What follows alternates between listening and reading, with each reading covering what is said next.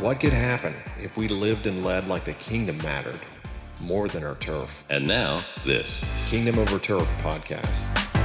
Doing this. Right. Very much so. Good? Good. How you doing? I'm doing well, thank you. My wife's struggling a little. She's got shingles. Oh my goodness. And it's gone in, it starts here and it goes down her arm. And we didn't realize what it was till late. Yeah. And it's really got into the nerve canal. Wow. And she is really struggling. Did you get the vaccination? Did not. You didn't, okay. I think I did, but she had. Yeah. That's tough. I had a family member that it actually got into his inner ear. And he was laid flat for, probably 6-8 weeks. Oh. Just because it messed with his equilibrium. Yeah. It's bad.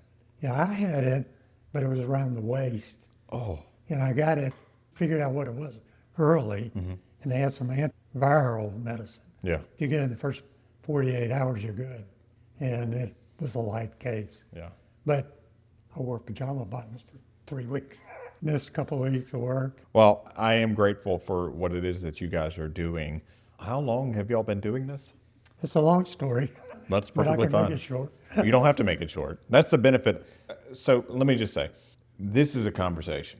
This Good. would be like us having lunch, Yeah. hanging Cool. out, having lunch, just Good. talking. And the reason why is because I think that the short conversations that exist on so many of these various platforms, you miss context. You miss getting to understand the people, and you just hear talking points. Yeah. And that's not helpful. I'd rather it be somebody is happening to sit in on our conversation, or they're sitting the next table over. Right. So that's kind of what dynamic is.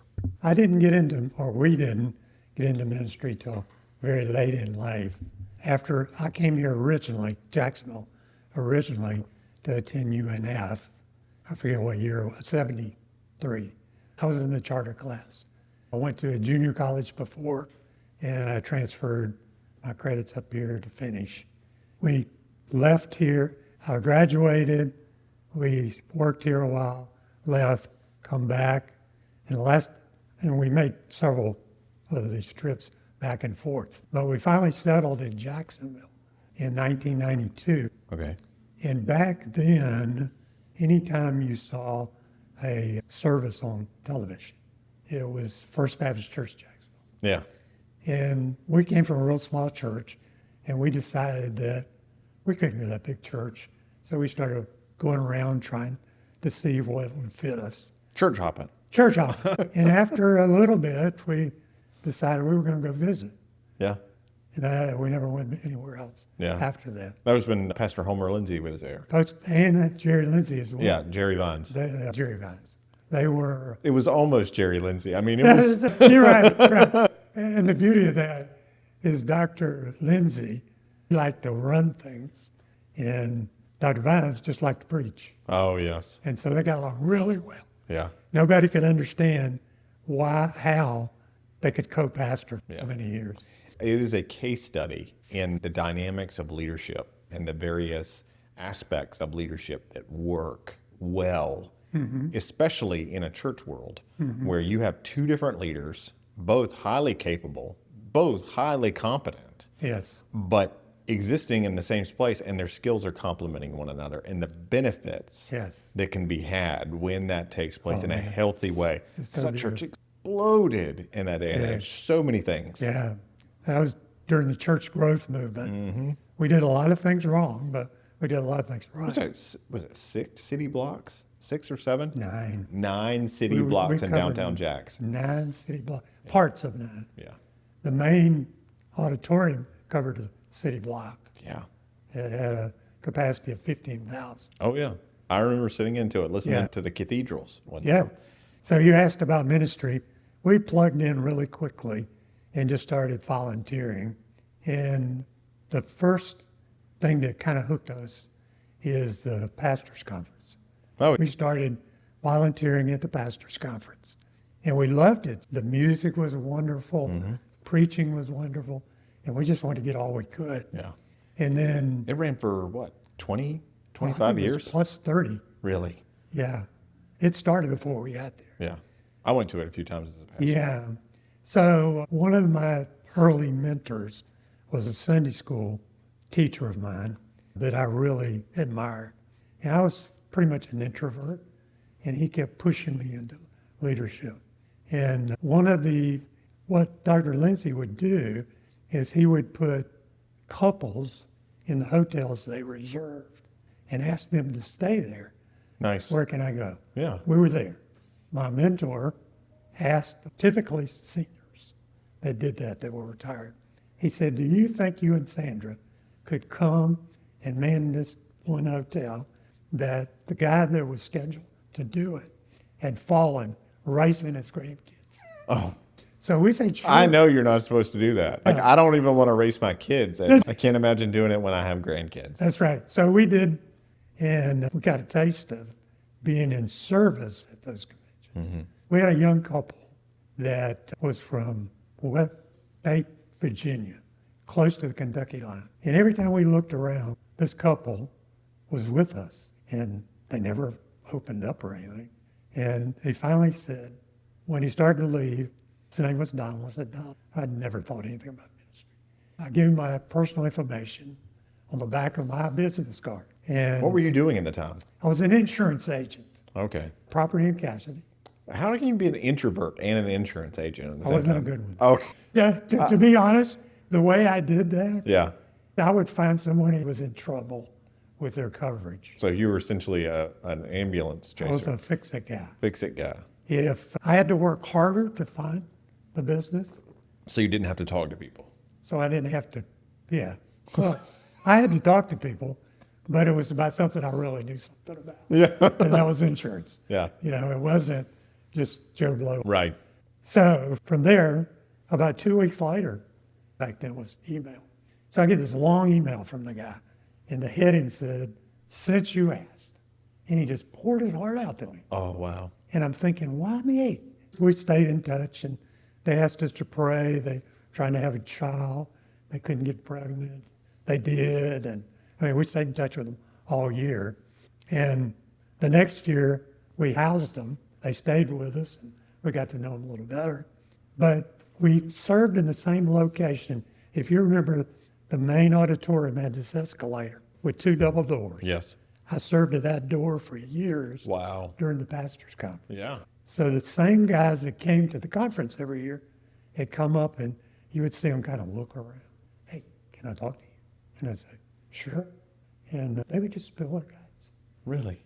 And I couldn't understand why. It occurred to us further down the road that we were safe. We didn't know anybody they knew. We weren't part of their peer group or their church, and they didn't have to fear that information getting back. Yeah.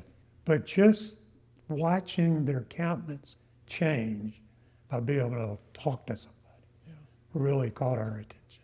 And from there, during one of those conferences, there was a man there that had a sign. He was a church planting director of Hudson Baptist Association in upstate New York. Okay. And his sign said, within driving distance of 25% of the North American population, 2% evangelical. And I'm thinking, oh, come on, couldn't be. And we started carrying on a conversation. And I said, is that really true? He said, you come up, I'll show you. And so we did the same thing with him. He would send us prayer requests. We would pray over it. And one day I was asking him some questions, and I had that, are you sure it's that bad? You know, Yeah. kind of thing. He said, why don't you just come up, spend a few days with me. I'll set you up with some church planters. You can go around, visit with them, see what they're going through, that kind of thing. But what I didn't realize at the time, there was 3 or 4 hours between church planters because it was so Vast. vast. Yeah. So vast and so little evangelical. It's like the difference of going between Jacksonville and Orlando. Jacksonville and Orlando is the accurate one. I was going to say Jacksonville and Gainesville, but it is Jacksonville and Orlando. Yeah. They knew I was from First Baptist. And I asked every one of them, what can we as a church do for you? So were you there as a representative No. of the church at that point in That time? was me. So you were like, what can we as a church do? Yes. Because I'm going to go back and I'm going to I'll sell. fight for it. And I expect to say support, Yeah. sent his people, and they said, would you just pray for us? Without exception.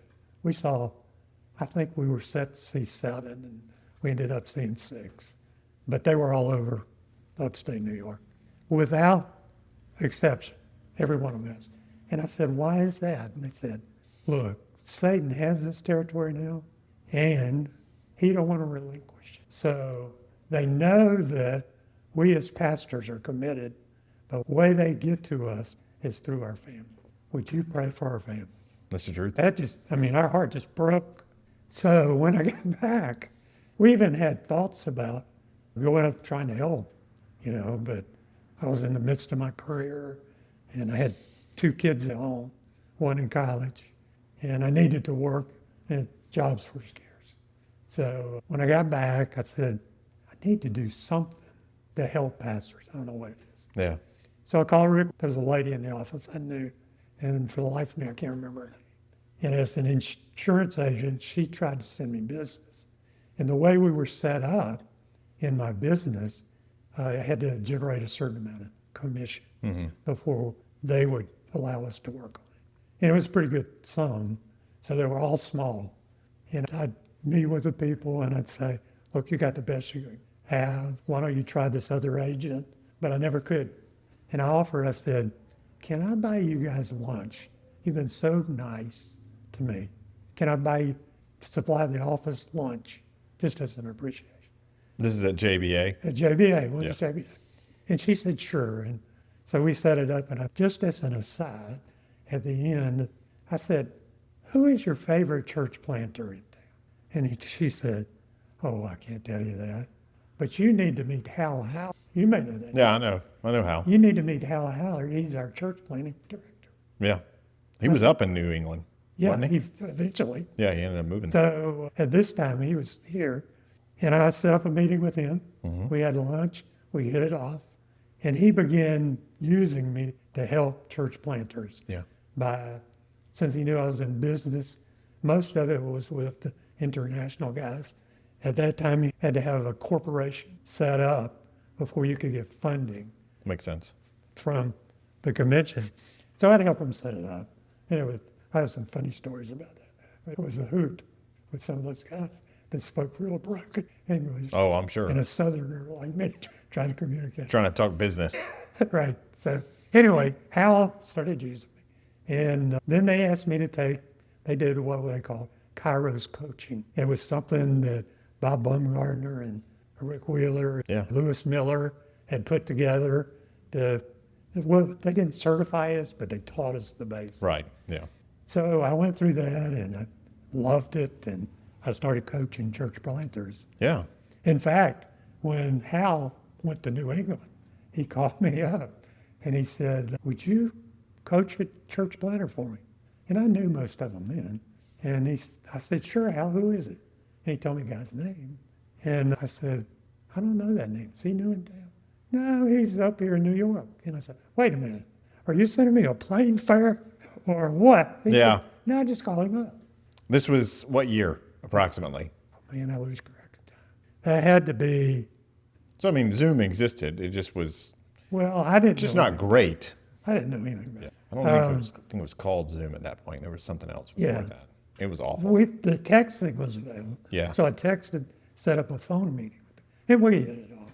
He was up in Albany or somewhere. So Hal said, no, just call him up. And I called him. And we would meet like bi-weekly. He was just struggling, had a bad situation, had a big family, and ended up setting up a retreat for he and his family with another couple I knew that was going up there. So it went from there, and we got more involved. I spent a lot of my lunch hours just taking guys to lunch and listening to them, loving on them. This was with our own expense. I was making money then. I could do that. Yeah, no, I understand. So you weren't in ministry at that point, so you were making money. yes, and a decent living. Yeah. Even if I was a bad agent. Everybody needs insurance. That's the good thing. So from there, just had this nagging thing. Yeah. And now, by this time, I'm getting close to 60, okay? Still a young man. Still a young man. And we had our retirement plan. We both loved the beach. And we picked out a little location. Yeah. We were going to sell our house, try to find a little shack on the beach and just hang out. You told God your plans. So God come and got us. And then God He laughs. changed all that. Oh, you think that's what you're going to We do? thought we were crazy. You thought you were crazy, or other people did? Both. Both. Okay. So from there, we told around with, what can we do? And we kept volunteering. I'd go to everything JBA had just to be around pastors and that kind of thing. And it was just this nagging thing that I couldn't let go of, that you need to do more. So I reached out to Hal. This was before he left. And I said, Hal, I got this nagging. I know it's not from God. I know it's probably in my head, but I need to move forward and do something in ministry. He said, well, let's don't disregard it. Let's investigate it. So he asked me to go talk to Rick. Rick was very accommodating, loved the idea of just communicating with pastors and loving on them, just let them know somebody was there. Yeah. But he said, who you really need to talk to is Lewis Miller. So we met with Lewis Miller, and Lewis gave us a stack of things to do. I want you to come up with a name of what you want to call it. I want you to put the brochure together, kind of telling people what you want to accomplish. And it probably would be a good idea to go ahead and get everything in place, 501(c), whatever, in place, so when and if God moves, you have everything in place. Yeah. So we took probably 18 months. At that particular time, we were teaching a young couple Sunday school class. I had just rolled off the deacon board. And so we took like 18 months. We were going to prove that that wasn't something God wanted us to do. But quite honestly, I couldn't let it go. Yeah. So but we couldn't prove him wrong. So we started putting things in place. And I can't tell you how many times I've done that. God, I don't know if this is what you're calling me to do, but I'm going to start walking this direction and just wait for you to shut the door. That would be helpful. Just shut the door, and it stays open. well, that was the advice that Lewis gave me. Yeah. He said, just keep moving forward. If it's not of God, it will go away. Right. Yeah. And during that time, we had just about said, look, we're approaching 60. I don't think we can do it. And about talked ourselves out of it. And Sandra and I just kept talking. And we finally decided we're going to go ahead and file for the 501(c). And we did. That was a chore. Yeah. Back then it was especially difficult. It was. And we didn't have any money to put into it. So we did it ourselves. Yeah. And I didn't have an attorney involved or anything. It took longer that way. But about a year later, 2013, early, we were approved. And that was kind of our sign to keep moving forward. Yeah. And we took it from there. But until then, I stayed active with JBA Yeah. and the conventions. What do you think is the typical holdup for pastors? I mean, there's all kinds of avenues out there for counseling, for assistance. I mean, they can pay for it. They can go out there. Why don't they go that Part route? of it is pride. Part of it's territorial. What do you mean territorial? They don't want someone else to know their weakness, which is a form of pride. Yeah. But it means that they have to ask somebody. Yeah, I mean, that territorial, right. in order for me to find someone to do this type of work, I've got to reach out to them. I've got to Right. reach out to somebody else and say, I need this. Right. Yeah. Usually, time a guy gets to me, he's desperate. Yeah. He's got something, either sin in his life or someone has sinned against him, And he's just hanging on to it. just hanging on, Can't let can't it go. let go. Yeah. And we teach in biblical counseling that everything comes from the heart. Our reactions, Scripture says, I think it's Luke 6:45, that the good person out of the treasure of his heart produces good, and the evil person out of the evil treasure in his heart produces the abundance of the heart. Yeah. So there's so many references in Scripture that ties it to the heart, to the intellect, to the inner man, the soul. I'm told, I've never counted them, but my mentor told me there's over 1,000 references to the internal man controlling our emotions. Yeah. Well, and that makes sense. Have you heard about the physiological impact that stressful work environments have on the body. Like they Sure. have huge implications Sure. on the body itself. Yes. Until you're taught to deal with them, Yes. it can get you. Like Well- health problems, well, like we- significant health problems. Most of the time, the guys I run into may claim depression or they may claim they have physical problem. And I ask them, what is your diagnosis? Have you seen a doctor?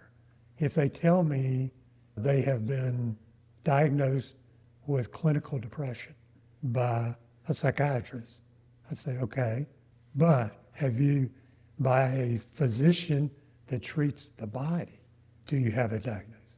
No. Okay, are you seeing a psychiatrist now? No. Are you seeing someone, a Therapist? therapist now? I said, well, let's approach it from a spiritual point of view. And if we can handle it that way, let's do it. Yeah. And it usually works. You're not discounting No, the medicine that some people need. no, I would never tell them not Yeah, to take- absolutely. Never will I ever do that You're just saying, hey, if you've not gone down that route, let's address this. spiritually. Let's see if we can address it here. And if that doesn't solve it, then go to that next stage. Yeah, we believe as biblical counselors that most every incident of you sinned or somebody sinned against you can be handled spiritually. Yeah. You may not feel better, but I can tell you how to handle it better Yeah. through Scripture. So how to approach those things. Yes. Why do they wait? I mean, that's the thing I can't get past is the fact that oftentimes before pastors, before church staff, men in general, before we ask for help or seek out help, we're broken. I mean, like we have reached the end of everything that we can possibly do. It happens over and over again. Well, I think part of it is they don't know about counseling, biblical counseling. Part of it is they have been hurt before by opening up to someone So like someone within their church or in their church or pastor. And I've even had, Yeah. fortunately not in your association, but in some association, said they confide in the AMS and it got public somehow. Sometimes I have guys call me and say, look, I don't need counseling, but I do need somebody to talk to. Just to unload Just to unload and process. and process. Sometimes that turns into counseling Right. because we uncover a spiritual issue. But many times we'll spend a few weeks just talking, weekly basis, and then they have freedom to call. Once I get them in the phone, if they call, I'll answer if I can. Yeah. But I tell guys, if you want me, initially, do one of two things. Go through the website, fill out a form, Right. and comes directly to me. And it basically says, are you a pastor? What's your basic issue? What's your contact information? And some will just say, I need counseling. Or some will say, I'm depressed. And then I'll call them up when I get that and say, look, here's the process. If you're interested, I'll send you the paperwork. If you fill out the paperwork, we can move forward with counseling or whatever you want. Yeah. And a lot of people don't know the struggle whenever it comes to pastoral ministry specifically is a little bit different than it is for other professions.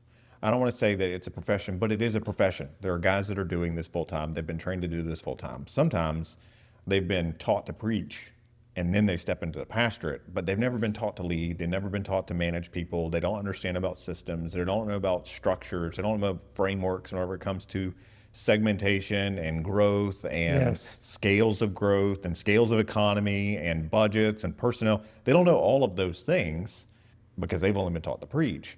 However, it is a profession. Yes. And unlike any other profession, you have, it's not as bad as it used to be. More professions are getting like this. So I'm trying to say it that way. More professions are getting like this to where you have work circle, you have home circle, you have friend circle, you have hobby circle, you have church circle. Most people are able to keep those circles separate. Now, I'm saying it's getting worse nowadays because of our mobile devices, because a lot of people have their work email on their phone. And so even if they're home, It's going to show up. They're out with their friends. It's going to show up. The difference for a pastor, for a lot of them, is that when they move to an area, their work, their home, their friends, their contacts, their hobbies, and their church all are connected to the same circle. Right. There's nowhere for them to unload. So like you in insurance, you had friends that weren't in insurance. Correct. And you could, hey, man, that guy was being a jerk, or that person said this and that frustrated me. And they were able to talk to you about it, and because they didn't know those people and they didn't care and they liked you. They cared about you. Yeah. Pastors, that's really difficult. Touchy ground. It's isolating. Yeah. And that's the biggest problem I see in the pastor is their isolation. One of the things that I'm trying to do this year is to do more smaller. I did a lot for the state last year, and a lot of that was to get the brand known. Known, yes. Not notarized. Shepherd's help. Yeah, Maybe, so, yeah. and the brand. So people would know about it if they came. My goal was to meet as many pastors as possible. Right. So when they had something like that, they had a source they could turn to. They had somebody in their mind that they could go, Right. man, there's something drastic's going on in my life. There's somebody that I'd heard of before, and they come to you. That's one reason we gave away books. Yeah. The books was a draw to be able to put our information in. Yeah. We have the sticker as a QR code that goes directly to the website. So I've had guys later, 2 years later, think about it Yep. and say, I can't remember that guy's name, but I think he gave me a book. And they go get the book and scan the code. Because once a pastor gets a book, it goes on his shelf and it never goes anywhere else. Sometimes. Until we need it. Until we need it. And then we'll go hunting it down because we remember we had a book. That's right. That's what we did with all of our seminary books as well. We learned them enough to take the test, then we put them back on the shelf, and we got into pastoral ministry, and we thought, Christian education, pull this down and see how Sunday school groups are actually supposed to function. That's right. So many of the guys, my heart is for the lone pastor. I mean, we'll talk to anybody. Yeah. We'll love on anybody. In fact, I've had guys in big churches call me. It shocked me Why? because same situation. They didn't feel like they had anybody in their church, even their staff, No, I mean, why did it shock you? because I didn't have any minister. I'll tell you a funny story. The first time I had an inquiry and he signed a PhD, I went to my wife and said, I can't do that. And she said, why not? And I said, he's going to ask me something theological, and I'm not going to know the answer. That's funny. She scolded me. She said, you told God, anybody he sent you, you were going to work with. Yeah. Are you going to dishonor God? And I went, oh, why'd you have to say that? So I took it. It was the easiest one I ever done Yeah. because they were so far in theology and parsing, these scriptures against these, whether they were Armenian or that kind of thing, that didn't have any practical sense. Mm-hmm. And the first thing I said, I don't remember what it was, but I'm thinking, he's going to think I'm an idiot, but I'm going to say it. And I said it, and he said, that is so helpful. And I went, are you kidding me? You're like, this is basic. Why didn't you know this? This is practical sense. Yeah. Anyway. You know what a pastor with a PhD is outside of a church, right? Postal digger. You take a pastor that has a PhD outside of the church and you put him in a circular world, and it's about as good as a postal digger. I mean, unfortunately, I wish it translated over. It just doesn't. That's right. I'm not knocking those that have a PhD. I think me it's either. fantastic. It's a lot of work to do. It's just one of those. It doesn't make us smart. It just makes us being able to endure and makes us an expert, maybe in a very nuanced way. Yeah. Well, he's now a PhD. One of my good friends, who is now in Alabama, I counseled him when he was working on his PhD. And he just, in a little church in his hometown, it was all dysfunctional. They had no membership, no organization, no deacons, weren't a part of any association. And they asked him to start part-time, and he fell in love with the church. And he couldn't leave them in the mess they were in. Mm-hmm. He just was crying out. And we've become good friends. In fact, he helps me counsel. Oh, really? He's a certified counselor. Nice. And he was looking for a counselor that he could speak to. And we build relationships like that. Yeah. And sometimes it's just talking it out. For some guys, it is just talking it out and being able to ask questions and to hear somebody else. Because being honest, isolation, it makes you feel crazy. Yeah. Because you're constantly hearing this voice in your own head and you feel inferior. Yeah. That reminds me of something Paul Tripp says, nobody talks to me more than me. Yep. So you're always talking to yourself. And what we try to get around is instead of talking to yourself, quote scripture to yourself. Oh, that's good. And Because that's truth. that's truth that comes into your mind, gets into your heart, Yeah. that controls you. Yeah. Not just imprecatory prayers, though. Right. Not just those. Those prayers that are curses Right. from Psalms. No. Don't just speak those over and over Don't again. just speak to That's not helpful. we look for a heart change. Yeah. Well, and when I served in the pastoral ministry, there are moments when that voice is so loud. And then because of I'm trying to think of the language that articulates it. We have a disproportionate view of the negative. We could hear 100, you did a great job, thank you, Pastor, on a Sunday morning. But that one grouchy old or young person says something and it just eats at us and we hear it on loop. And then we hear the inferiority, we hear our own commentary, we hear our own self-doubt, our own shortcomings, and it just plays on loop inside of our head. And yeah, our spouse may say, don't listen to that. As much as that's helpful, it's still like you expect them to defend you. Yes. You still feel that feeling. And that has like psychological impact on how you function Yes. as a leader. You become reactionary at that point. Yeah, I have guys occasionally, in fact, I got one now.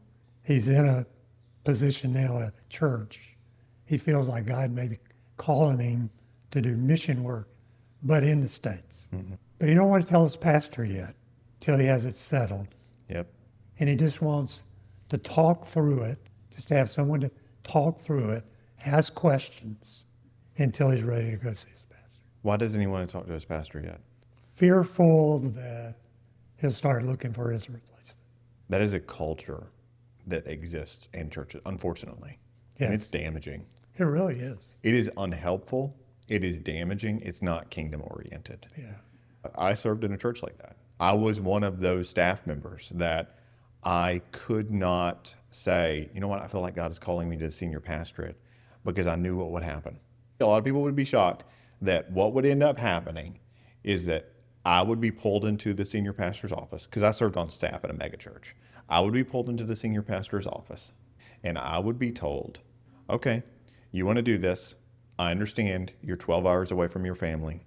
You have 3 months to make this move. Otherwise, we're going to let you go. I think that's pretty common. Yes. No, I mean, it is prevalent. I'm going to talk to Gary Yeldell about this. There's also the problem, and it's benefit, but also a problem, especially in abusive situations, where employment law in the local church for a pastorate is essentially non-existent.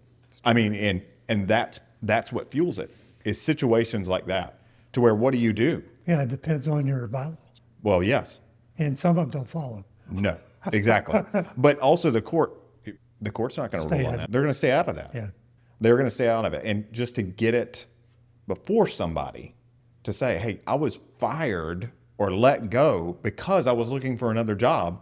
Well, we can't step into those matters. Not because I did anything like dereliction of duty or anything immoral. I was let go because there was a misalignment between me and the pastor, or because he didn't like, or a deacon didn't like, whatever.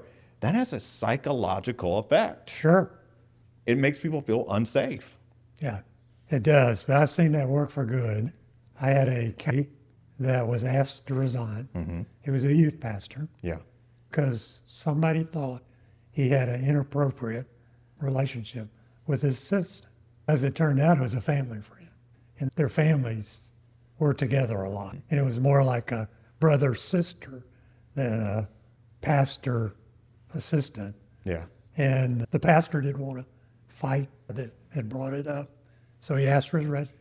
And he called me, said, what am I supposed to do? And I said, well, let's get together. We'll talk about it. So there was no relationship. No, he didn't. So it was the perception of somebody else in the church that this was going on. The pastor knew, but he didn't want to confront it. Correct. With the deacon because he was a power broker, essentially, I would imagine. So I said, let's get together. They did give him a Severance. I think it was till he got a job. So we started, I just, first of all, built him up and talked to him about the sovereignty of God. This didn't happen by accident. God doesn't waste any pain. He's in the midst of training you for something better. So let's look at it that way. We have a thing to do later in, after we get going, and talk about what we feel, we call it idols of the heart. Okay. Something you'll sin to get or sin if you don't get. Mm-hmm. Okay? Mine is people pleasing. I want everybody happy. Yeah. I don't want to make anybody, and I have to fight that, and I still fight. Although I know it's there, and I know how to fight it now. Mm-hmm. I didn't then. So I said, let's just start praying for your next spot. And we did. We'd pray every time we got together. Yeah. And we went through this process of trying to discover his idols. And he really didn't come up with them. It's 14 questions, open-ended. And he said, there could be several, but I'm not sure which one's the most prevalent. And then the next meeting, he said, I figured out what it is. Okay. And I said, what is it? He said, it's a youth group. I've been there 10 years. Mm-hmm. It's like I can do it with my eyes closed. Yeah. I don't have to work to study, to prepare for it. Yeah. He was on autopilot. I'm comfortable. People love me. I've always wanted to be a senior pastor, but I didn't have guts enough to step out. Yeah. I said, well, now's your chance, brother. Yeah. So let's start praying toward that. Long story short, took a while, but a church in the same town opened up, small, and wanted a young pastor, which he was, that would be willing to try to reach young people that lived all around the church, school right across the street, that the older pastor had retired. Mm-hmm. And because he didn't feel like he could reach their community. Yeah. And they were willing to do whatever he said. So he applied. He called me up, said, you think I should apply for that? And I said, yes. Yeah, absolutely. Absolutely. You're qualified. Because he was a good preacher. He is a good preacher. Yeah. So anyway, he got the job. Yes. And he is reaching young families for Christ. And I think that's part of the reason why you need somebody to talk to. Because if you don't have that outside perspective, you don't have somebody that is on your side, encouraging you, praying for you, helping you think through and talk through things. If you're living in that world of isolation, then it can be irreparable. It can be damaging to you, where you never get back up on the horse, for lack of a better term. You never step back in. And it's not that you don't believe God's sovereignty. It's that in that moment, you're still struggling. Yes. A lot of my experience with pastors is they know the theology. Absolutely. But they don't always believe all of it. Mm-hmm. They have to live it. They don't always believe it. They can preach it to others, but when they go through difficulty, they think it's a reason. The reason for it is they've done something to disappoint God, or they've sinned in their past, or they weren't a good father, or whatever. To that point, have they really felt the true anguish that comes from being obedient to what God has called you to do? Right. Have they? Yeah. No. No. As a seminary student, it was all intellectual. It was all cerebral up here. Going through Bible college, it was cerebral. Comforting others, cerebral. It was, okay, here are the things that I'm supposed to do. Yeah. It was me having the knowledge. Yeah. The theology. I had not that information, not the practical side of things. The moment where my wife and my kids, and we were 12 hours away from family, and we were completely alone, and we were under the thumb of a very unhealthy dynamic, I began to feel pressure. Even then, looking back on it now, it wasn't anywhere near in comparison to what later on with ministry would be. There was the elements of, I sat around the staff meeting at one point in time, and they passed around the demographic and psychographic data around the table. And the pastor and the leadership said, the people that are in close proximity to where our church is located are of a different ethnic background and a different socioeconomic background than what would support our church. So that's real now. Therefore, we need to go about 1.5 miles, 2 miles up to the road. It was actually 4 or 5 miles up the road to a different town. And we need to start doing ministry in those areas to reach those families so that we bring them into the church. And I was like, what in the world? What That makes sense. in the world?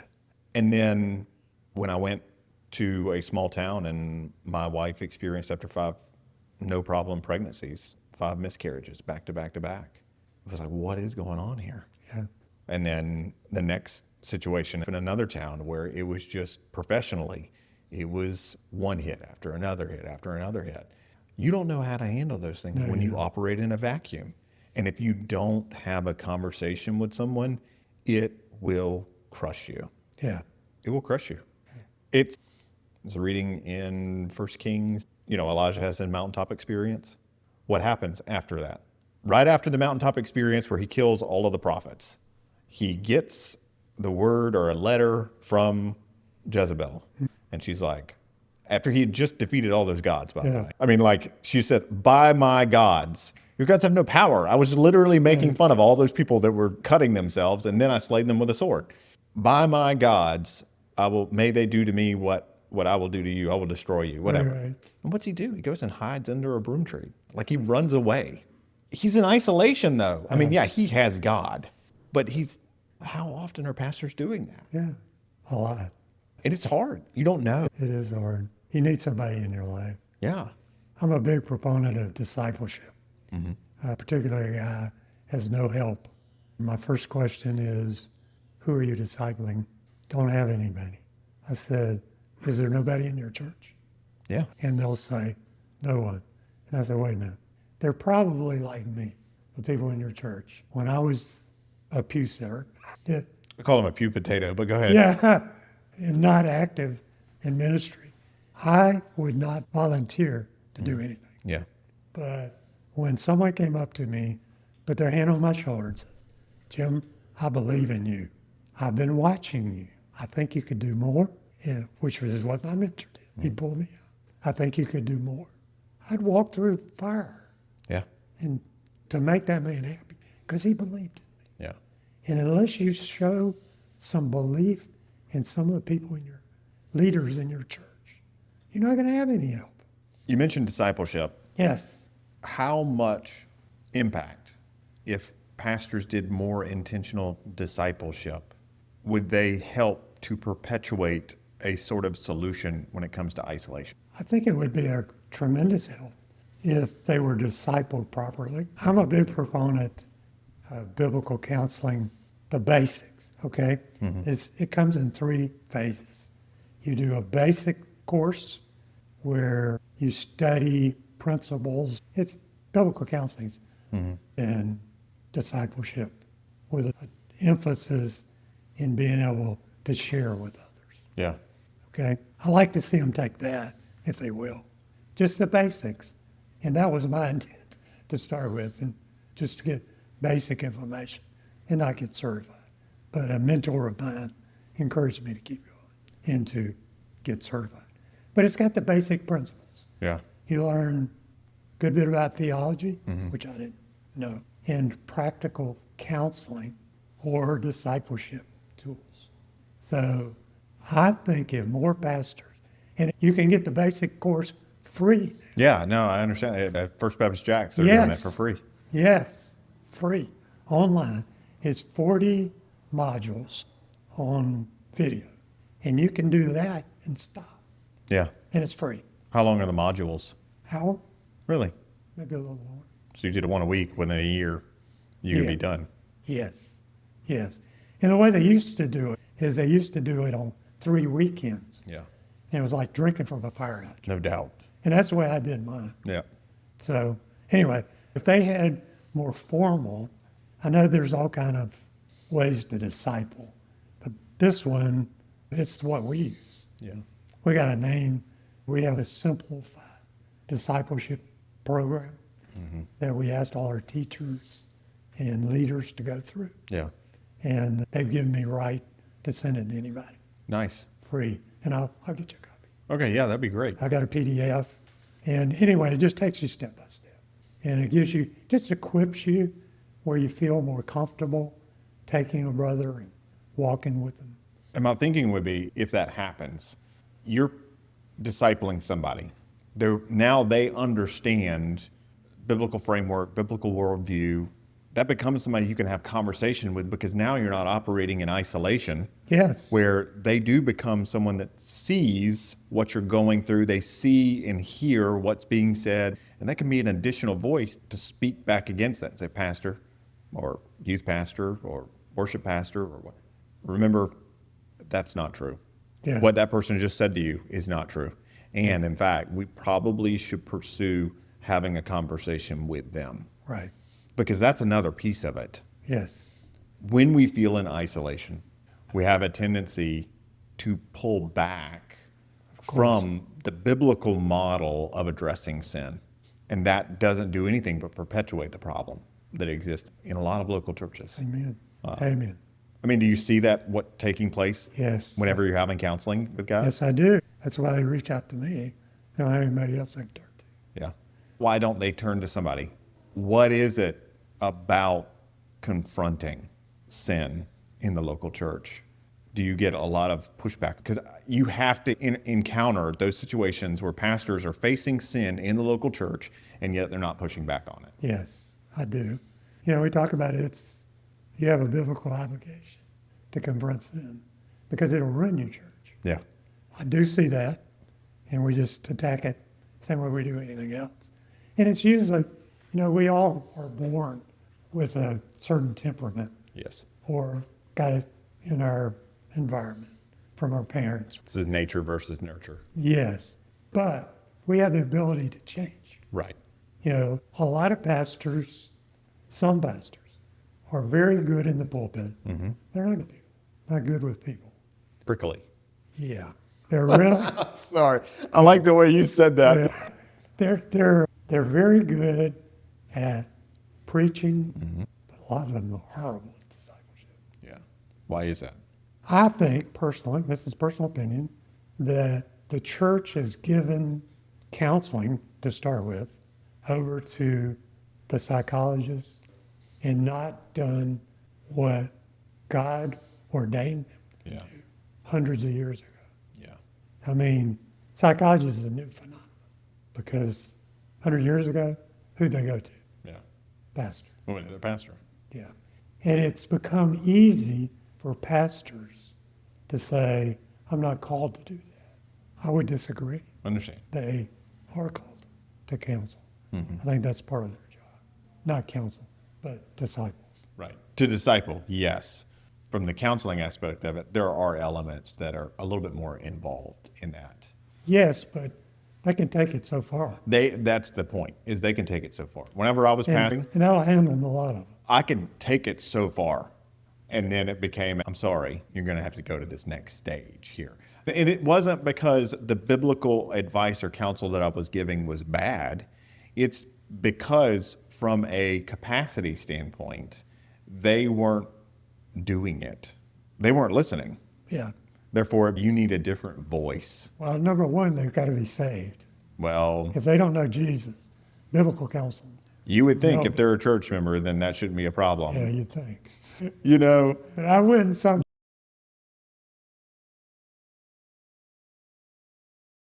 Well, tell me this. If you were to be able to just speak to a pastor right now that's hurting, that's struggling, that feels alone, that feels isolated, they don't have anybody else, what would you say to them as just a means of encouragement of where they're at and how they're feeling right now? And if you'll just say it right into that camera. Yeah.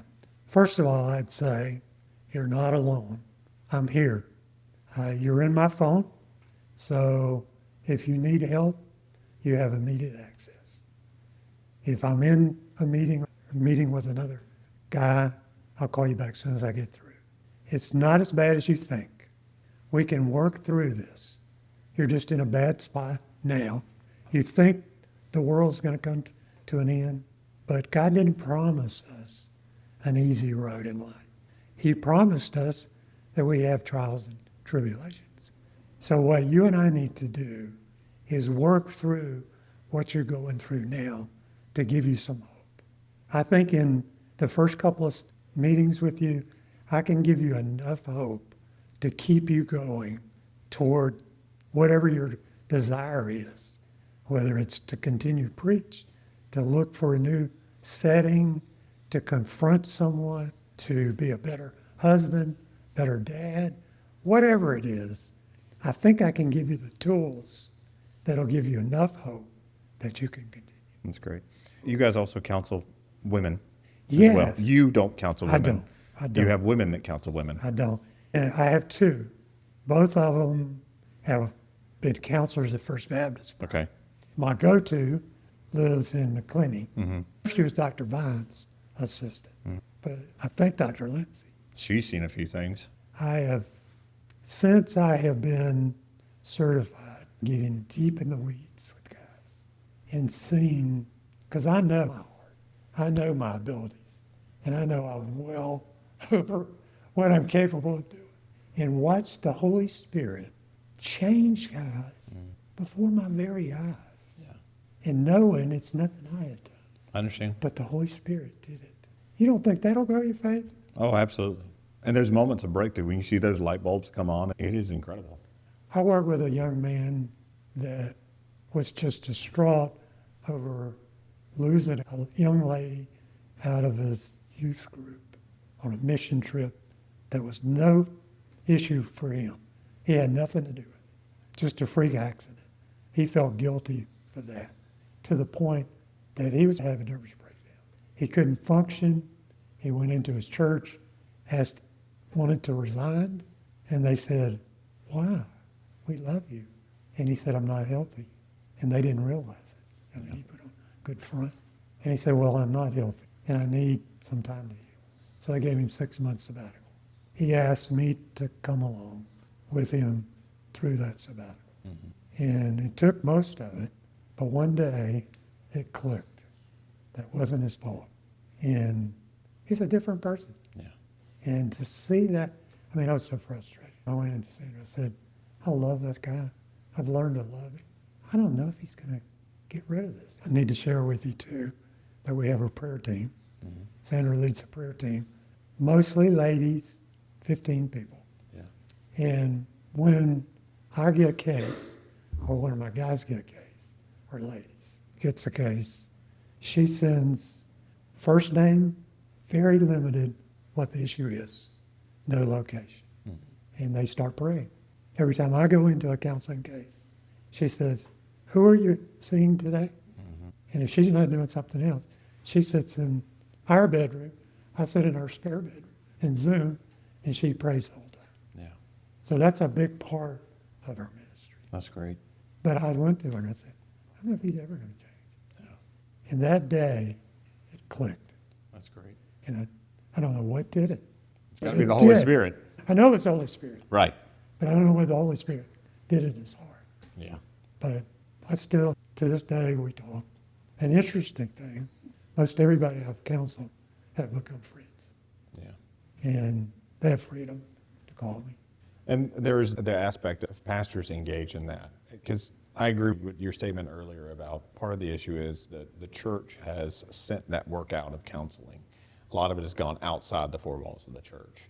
And it's because they don't feel equipped to do that type of work and the negative consequences as a result of that. But like with you help them through crisis, and therefore it develops bonds, it develops relationships. You're doing essentially discipleship. You're helping them with right thinking that then influences right behavior through the lens of biblical understanding.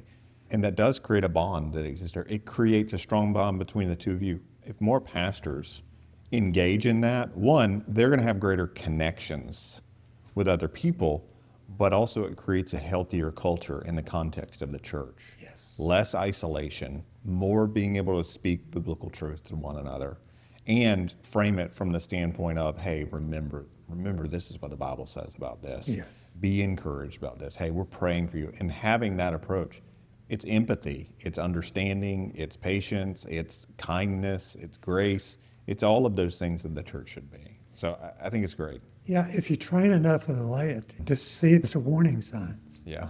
that they can, a lot of times, nip it. Yes. You don't need much of a staff of counselors. You know, one pastor can do a great deal if he has people helping him Yeah. to identify. The way First Baptist is set up now, the leadership, the Sunday school teachers and key leaders Yeah. have a basic training. They're the first layer. And then it goes to lay counselors. And then it goes to staff counselors. Nice. And, you know, There's a care infrastructure. there's that a care exists. infrastructure. So what does it cost for a pastor to come and see, or a pastor's wife to come and see you guys? Zero. Zero. Okay. And the way we do that, Yeah. okay, nobody gets a salary, including us. Okay. I made a decent living. We set ourselves up to retire on the beach. Yes. We didn't. Yes. So we have no debt. And we live in a small condo. So we can afford, we drive 2 old cars. So things are not important to us anymore. So we can do it without charge. The guys I have helping me are pastors that are certified counselors that may be in a small church that don't use their counseling very much, Right. but love pastors. One guy is a counselor that charges for his services, but not for us. Yeah. We do it free. Everybody tells me that's not sustainable. But to me, the guys that typically reach out to me couldn't afford it if they had to pay. Sometimes that's a stumbling block. Yeah. I know pastors that are on government assistance, tons of government assistance. Yeah. Their families are. Right. And that's sometimes a hurdle to actually going to get counseling, because it can cost anywhere from $115 to $200 Yes. for a session. It's ridiculous. Yeah. I mean, I say it's ridiculous. the I guy- get it. They're trying to make, They have to make a living. they have to make a living. So I understand that, but it's not sustainable for the pastor. The guy on the team charges $150 an hour, Yeah. but not for pastors. Right. If a pastor came to him directly, yes. Yeah. He comes through me now. So how can they find out more information? What's your website? Contact? What is that? Okay. shepherdshelp.org. Well, that's simple. Super simple. And If they don't know how to look up shepherd, find it in the Bible. If they don't know how to spell Yeah. shepherd, find it in the Bible. Yeah, shepherd like in the Bible. Yeah. Help. And I'll tell you how that tag came along. My peers, Sunday school, would say, "Why are you counseling pastors?" And I said, "Because they need it." And he said, "Why?" And I said, "Obviously you've not hung around with it, because they have issues just like we do." Right. So I came up with shepherds need help too, That's good. or pastors need help. Yeah, I love that. That's our tag. That's great. Anyway, they www.shepherdshelp.org. It has a flag. It says, "Get help now." Yeah. If you punch that flag, it's going to open up to that contact form. Name, address, contact information. Snippet of what, are you a pastor? Because we only do pastors And their wives. and their wives. I have done a pastor's son, but I try, that's a different Yeah. animal. I understand. And it's a specialty, and I try not to do that. I understand. In fact, I don't really enjoy marriage counseling. I'd rather have the pastor. The times I've done it with a pastor, I usually end up dismissing the wife because the pastor's a jerk, Oh, yeah. you know? Pastors can be jerks? Yes, to their wives. No, I understand. There's been times where I've been jerk to my wife, I'm sure. Yeah. So, Jim, thanks so much. I appreciate it, man. Yeah. I've enjoyed this. Thank you for doing it. Anything else I can tell you about it? We're good. All right. Thanks. A couple other things we do. Okay. We try to, through the books, things like, we try to supply Bible saturated books and materials. We help with respite. We got some connections to help them find respite, something else. That's why I did this. I didn't want to forget. I understand. That's basically it. Okay. Respite. Oh, pastors gathering. That's one of my things I want to do more of this year. Yeah. I've talked to a small church pastor. We have a hard time getting some of the lone pastors involved in anything. So do met I. with I understand that. met with him. He has a network of small pastors that meet together every once in a while. Asked him how we're thinking about doing a small church pastors conference that may have one speaker. It's not a church pastor. Everything else is small church. Nice. And we're going to help fund that. And then I'm trying to visit with other pastors that have connections in other areas, small groups, and buy lunch, just to get the guys talking. Yeah. Because I found if you can get them talking, they'll find solutions. I met with a group in the New River area, Stark, and I just kind of invited myself to one of their leadership meetings. And it was so cool to watch this because they were asking for prayer requests. And they had a little money in the kitty. And they said, we need to decide what to do with this.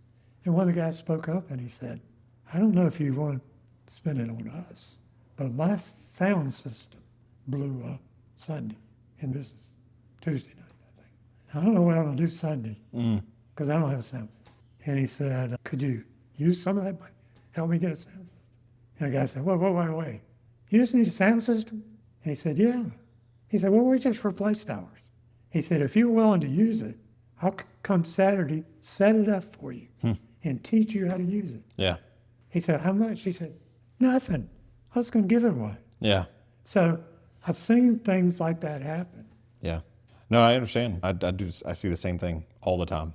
Getting together to actually talk, all of a sudden they start seeing, oh, wait, I have a need. This person has a need. I have an opportunity, and they meet those things. And what frustrates me, the people that come to associational things are typically the people who don't need help. Well, yeah, that too. It's that isolation, though. Right. So, It's still good to get. yeah. Jim, thanks so much for this, man. Right. I appreciate it. Thank you. I hope it It's going to be great. I think it'll be fantastic.